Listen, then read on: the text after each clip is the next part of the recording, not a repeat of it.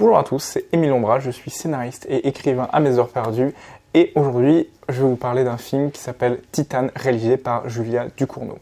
Alors il faut savoir que je suis actuellement au Festival de Cannes, c'est le premier film que j'ai vu, c'était vraiment peut-être le film qui me donnait le plus envie du festival parce que j'avais bien aimé Grave, son précédent et premier film car c'est son deuxième film et je trouve que c'est une réalisatrice qui a beaucoup de potentiel et aujourd'hui on va vous parler de ce film. Bon alors, tout de suite je vais répondre au titre de cette vidéo. Non, Titane n'est pas titanesque. Il lui manque justement un petit quelque chose pour, je pense, être un film incroyable. Bon, je vous cache pas qu'il est 2h du mat, ça fait 3 fois que je fais cette vidéo parce que je suis vraiment pas satisfait. Je suis envie d'aller me coucher, après il va falloir que je fasse le montage et tout, le bordel. Mais bref, Titane, de quoi est-ce que ça parle? Alors, c'est pas compliqué, Titane, c'est l'histoire d'une fille qui était à l'arrière de sa voiture et son père conduisait et ils ont eu un accident de voiture. Voilà. Alors je sais qu'en disant ça vous n'allez pas bien comprendre. Vous allez dire oh là qu'est-ce que c'est parce que j'ai eu dans les trailers là je comprends rien.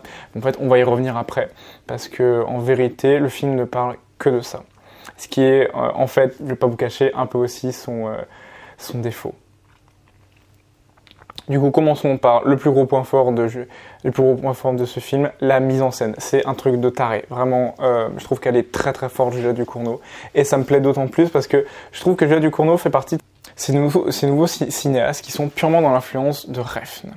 De Nicolas Winding Refn, le réalisateur de Drive, de la trilogie Pusher, de Bronson, Neon Demon, Only God Forgive, etc. Je vais pas tous les énumérer, mais clairement ce type-là, c'est un tueur. Et pourquoi c'est un tueur? Parce qu'il a un sens hors norme de l'esthétique et de la mise en scène, du langage cinématographique. Et d'ailleurs, on se fout un peu de sa gueule en disant que voilà, il suffit de rajouter des néons et vous faites du Refn. Et bien justement, Refn a d'ailleurs la particularité de faire des films qui sont très violents, mais aussi assez froids en fait. Son rapport à la violence est froid. Ses personnages ont quelque chose de froid, quoi. Je trouve que c'est assez dérangeant enfin, c'est parfois, dans le cas de Only God Forgives, ça passe bien pour moi, mais dans le cas de Neon Demon, pour moi, ça passait mal, en fait. Mais c'est là où, justement, Ducournau, je trouve qu'elle est capable de sublimer cet héritage de Refn, c'est-à-dire qu'on garde cette esthétique avec beaucoup de néons, beaucoup de couleurs, etc. Mais elle y ajoute vraiment des sentiments, des émotions. Et je trouve qu'elle est extrêmement forte parce qu'il y a un vrai balancement émotionnel qui est très très fort là-dedans, quoi. Et elle sublime d'une certaine manière un peu le style de Refn. Et le film me fait beaucoup penser, Titane.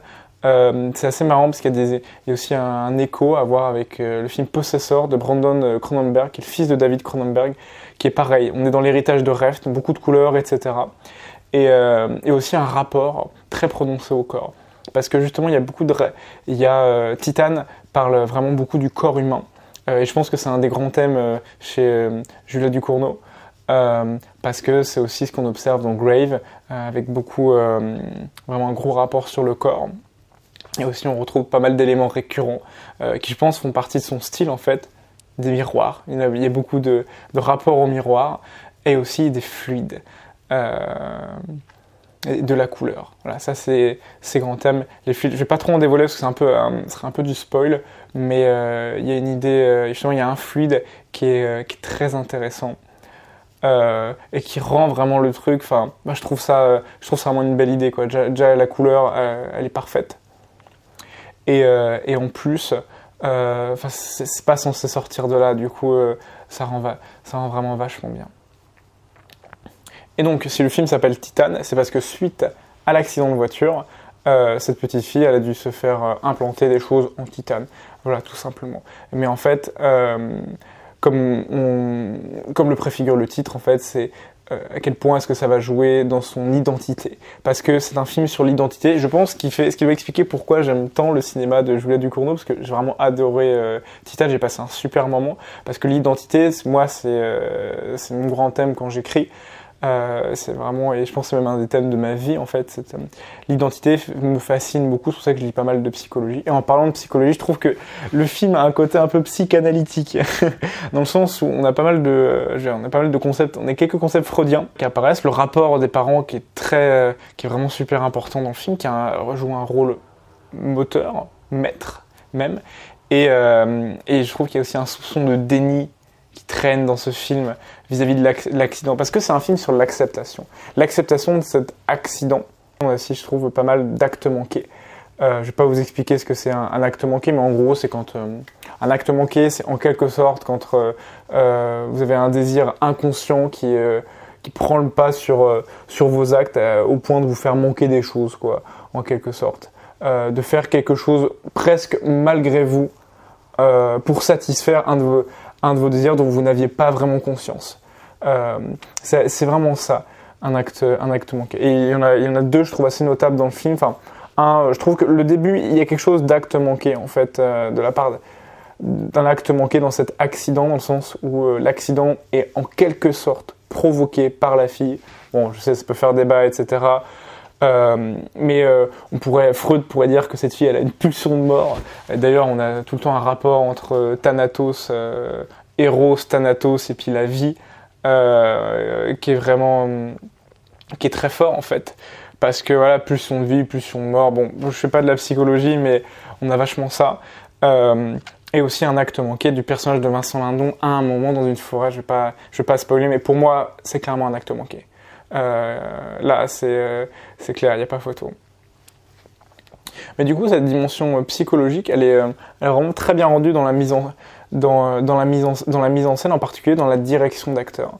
Parce que elle a été capable, je trouve, de chercher au fond des tripes les acteurs et de leur faire déployer une bonne palette de jeux. Parce que les deux principaux, c'est parce que c'est eux qui nous intéressent. Agathe Roussel, je crois que c'est son prénom, et Vincent Lindon. Et eux, ils sont vraiment fantastiques. En particulier, Vincent Lindon, je trouve qu'elle a réussi à isoler, à faire quelque chose de très fort avec son jeu. C'est-à-dire que Vincent Lindon, c'est quelqu'un qui est à la fois très charismatique, vraiment qui peut avoir une grosse présence, etc. Et à la fois faire preuve de tendresse. Et là, ce qui est intéressant, c'est qu'on joue sur ce côté très masculin de Lindon. Et parfois, on est sur ce côté tendresse. Mais on n'est jamais les deux en même temps. Ça fait clac, clac, clac, clac. Ça oscille. Et ce oscillement, il n'est pas pour rien. Cette histoire de rupture, on le retrouve dès la bande-annonce. Parce que c'est la transition parfaite pour aller sur le point suivant et parler du scénario. En fait, ce film est juste une rupture de ton gigantesque. En fait, ça parle tout le temps de ça, de la rupture. La rupture avec cet accident qui d'un coup vient rompre quelque chose. Et du coup, après, il faut vivre avec. Et de même, les ruptures, elles sont dès l'abondance avec les ruptures de ton. Parce qu'en fait, l'abondance, c'est très particulier parce qu'au début, on a un truc qui est très sérieux, etc. Machin, on se dit, oula, ça a des vibes assez de trailer et tout. Et en fait, finalement, on se retrouve avec quelque chose après. Deuxième partie, vous avez l'introduction du personnage de Vincent Lindon, où on le voit danser comme ça, etc. Presque avec une musique un peu douce. On se dit, mais qu'est-ce qui se passe en fait? On se croirait presque dans une sorte de comédie un peu stylisée.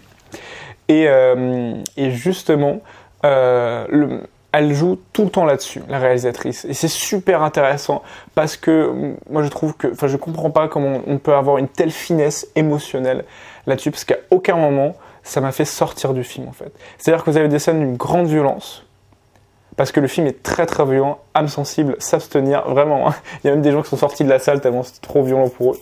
Parce que surtout sur grand écran, ouais, ça envoie, parce qu'il y a un vrai travail du son derrière, etc. Et du coup, pendant ces scènes de grande violence, parfois on rigole, parce qu'il y a quelque chose de burlesque. Et d'ailleurs, c'est l'humour, c'est pas tant un humour comique, franchouillard, etc. C'est vraiment avec des blagues, etc. téléphoniques. Et du coup, il y a 2-3 blagues dans le film, comme celle avec Siri, qui est très drôle, mais en vérité, ça repose sur du comique de situation, du burlesque, quelque chose qui arrive au mauvais moment, en quelque sorte. Et ça devient... et c'est vraiment... ça, c'est super intéressant, en fait. Parce que toute cette rupture, on l'a dans plein de choses. Rupture au niveau du corps, au niveau du genre, etc. de l'identité. Et même au sein du film, parce que pour moi, on peut décomposer le film scénaristiquement en 3 parties qui sont complètement inégales en termes de temps, mais c'est pas grave, on s'en fout, parce que pour moi, en termes de construction, c'est là la structure fondamentale. Vous savez ce qu'il y a avant l'écran titre, où c'est l'accident, tout simplement, et après, on lui greffe des trucs en titane dans le corps. Et ce qu'il y a après l'écran titre, qui en fait, ça va faire écho, tout simplement. Ces 2 parties-là vont faire écho. C'est-à-dire que ce qui se passe de l'accident, c'est pour ça que j'ai résumé tout à l'heure le film avec ça. Parce qu'en fait, c'est ça qui est particulier, c'est que la suite du film est un écho métaphorique de tout ce qui s'est passé. On repasse par toutes les étapes de l'accident, en quelque sorte, pour arriver à la fin, grand final que je ne vais pas spoiler, mais qui est voilà, la conclusion de comment gérer cette chose-là, ce traumatisme-là, en fait. Et du coup, c'est vraiment un film qui parle de ça. Et dans cette deuxième grande partie, après l'écran titre, on peut diviser en 2 sous-parties. Le moment qu'on voit qu'on voit beaucoup dans la bande-annonce, où justement là, cet aspect avec des voitures, etc., machin, où le personnage va danser, ça, où elle est très très badass. Et ce qui se passe après, c'est une rupture, un moment où il y a un feu, et ensuite, on a la rencontre du personnage de Vincent Lindon. Là, je vous donne quelques clés de lecture, justement, pour permettre de mieux comprendre que le personnage de Vincent Lindon est pompier. C'est pas un hasard, bien sûr. Et la façon dont il la recueille non plus, mais je vais pas vous spoiler là-dessus. Et justement, c'est ça qui rend le truc assez intéressant, c'est que la rupture, c'est un film à rupture. Moi, j'aime beaucoup ça parce que vous avez une rupture à la fois au niveau macroscopique dans le scénario, mais aussi tout le temps des petites ruptures de ton, dont dans la mise en scène, etc. Machin, on est tout le temps surpris. Surpris aussi, les choses ne sont jamais disséminées au hasard. C'est pour ça que je pense que Julia Ducournau est vraiment une grande réalisatrice, c'est qu'il y a toujours des trucs, tout se répond tout le temps avec ce qui se passe au niveau de cette rupture-là après le fameux incendie, avant, après, etc. Enfin, waouh, c'est bien foutu. En particulier, à un moment, ce fameux striptease qu'on voit au début sur une voiture, en fait, ce fameux striptease qu'on voit sur une voiture, qu'en fait, il y a une réponse après, plus tard, qui est excellente. Et c'est là qu'on voit que Ducournau maîtrise à la perfection sa mise en scène et elle sait exactement ce qu'elle veut faire. Mais du coup, c'est quoi le défaut de ce film, en fait? Parce que là, je l'ai dépeint comme quelque chose d'assez parfait, de bon sur tous les tableaux. Mais justement, c'est un peu le même défaut que dans Grave. C'est que le film n'arrive pas à avoir une portée universelle. Il ne dépasse pas ça, en fait. Il est exactement dans mon résumé que j'en ai fait. C'est juste l'histoire d'un accident de voiture. De comment est-ce que le personnage accepte un accident de voiture, comment cet accident rentre dans son identité, le fameux titane. Et ce qui se passe à la fin, en fait, la réponse du personnage. En fait, le personnage de Vincent Lindon, au fond, et ce qui est le cas pour tous les autres personnages dans le film, en fait, il n'y a qu'un seul vrai personnage, c'est le personnage principal de cette fille-là, incarnée par Agathe Roussel, Alexia.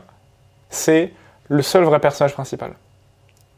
Le reste ne sont que là pour permettre un cheminement avec ce personnage, quoi. Et pour aussi mettre en valeur par un peu de narcissisme, etc., le cheminement du personnage principal d'Alexia. Le film parle uniquement d'Alexia, ce qui était aussi le cas de Grave, qui parle uniquement de la fille, qui parle uniquement de son personnage principal. Et le problème, c'est qu'en fait, voilà, c'est juste l'histoire d'un accident avec un traumatisme qu'on essaie de dépasser. Voilà. Factuellement, si on revient à la base de la base de la base, c'est malheureux, c'est que ça. Et c'est là ce qui m'attriste un peu avec ce cinéma de Julia Ducournau. Je pense que Julia Ducournau fera un grand film. Mais vraiment, je balance ça comme ça. Je pense qu'un de ses prochains films, ça devrait arriver, mais il y aura un très très grand film, un chef-d'œuvre qui sera vraiment un monstre sacré du cinéma, j'en suis sûr, parce que beaucoup beaucoup de talent. Mais il faut qu'elle arrive à dépasser, arriver vers quelque chose de plus universel, entre guillemets, parce que même si moi j'adore ces histoires de personnages, de psychologie, etc., au fond le film, j'en retire ça, cette histoire d'accident. On a vu tous les trucs de psychologie du changement, déni, machin, acceptation, blablabla, mais on ne dépasse pas ce personnage, on reste coincé avec ce personnage dans ce personnage, et on n'est pas capable d'avoir une vision plus loin. Et par exemple, un exemple très simple qui pourrait... c'est par le biais du personnage de Ryan, qui en fait, je trouve une des pistes les plus intéressantes qui est développée par le film, qui va pas assez loin, parce que après ce passage de la forêt, après le fameux acte manqué, en fait, après l'acte manqué de Vincent Lindon, on voit beaucoup moins ce personnage de Ryan, pour ne pas dire quasiment plus. Et c'est bien dommage, parce que c'est là où ce monde devrait le voir beaucoup plus. Parce que, justement, dans l'identité, il n'y a pas juste... le moi narcissique de comment est-ce que je perçois je perçois mon moi. mais aussi comment les autres me perçoivent. Et ici, l'autre, en fait, la composante sociale, elle n'est qu'utilisée pour c'est prétexte, en fait, pour que le personnage construise sa composante intime, mais il n'y a jamais cette idée de comment est-ce que je m'inscris par rapport à l'autre. C'est-à-dire que, dans la société, les êtres humains, on doit chercher sa place dans la société. Et c'est là où justement on aurait pu avoir un sujet de dépassement de ça là, et qu'on rentre jamais dedans, c'est quelle pourrait être la place pour ce personnage dans la société. Et c'est vraiment ce qui manque. Et c'est vraiment, s'il devait y avoir un défaut, ce serait ce défaut-là, c'est qu'on reste trop cloisonné. Un manque d'universalité, qu'il n'y a pas un message universel que moi malheureusement, hormis cette mise en scène incroyable, et ça, je retire pas grand-chose du film. Même s'il y a des plans comme le tabouret, quoi. La scène du tabouret, elle est incroyable. Parce qu'on est sur une scène violente qui va un peu de haut en bas, qui me rappelle pas mal cette scène de l'ascenseur dans Drive, où, à la différence, justement, l'ascenseur dans Drive, c'est une scène pleine de sentiments, en fait. Vous avez la haine, l'amour, etc. Là, c'est pas ça du tout, là. C'est justement une scène de rupture de ton, la violence et le burlesque. Parce qu'il y a quelque chose de drôle après qui arrive justement tout autour de la scène, en fait, qui pour moi, je pense, très clairement, une des meilleures scènes du film se passe dans cet endroit où il y a le tabouret. Et les plans, ils sont exceptionnels. Surtout le plan où c'en est fini avec le tabouret, elle est assise dessus, là. Putain, je l'ai encore en tête, je le trouve excellent. Mais vraiment excellent, quoi. Et rappelle aussi un peu ce plan de Gaspard Noé dans Irréversible avec l'extincteur. D'une certaine manière, c'est pareil. Mais en même temps, la scène de Drive est inspirée de cette scène de l'extincteur aussi. Donc voilà, la boucle est bouclée. Mais en bref, je pense que je peux dès à présent dire que Juliette Ducournau rejoint très officiellement ma petite liste de mes réalisateurs français actuels contemporains favoris, qui je pense sont de grands artistes, avec Dupontel et Gaspard Noé. On peut rajouter, je pense, Juliette Ducournau. J'ai très très hâte de voir son prochain film et de voir ce que ça va donner. Et j'espère qu'elle arrivera à casser l'intimité de son histoire pour ouvrir vers quelque chose de plus universel. Sur ce, je vais finir cette critique, je vais la monter, etc. Parce que là, sur la fin, je me suis un peu emmêlé les pinceaux. C'était le bordel.